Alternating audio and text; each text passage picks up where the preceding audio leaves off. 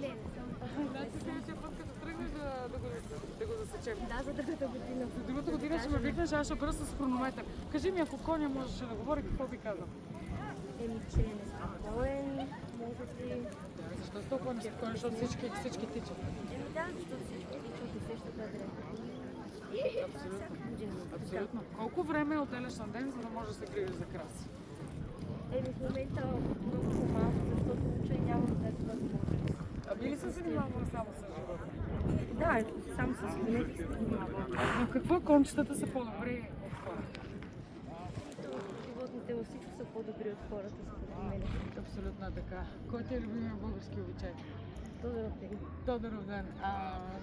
Кой български обичай не си ходила и искаш да отидеш? Мисля, че на всички съм ходила. Тук в Бачево лично участвам в всички обичаи почти. Значи ти вече си обиграна. Искам да ти подаря нещо. Искам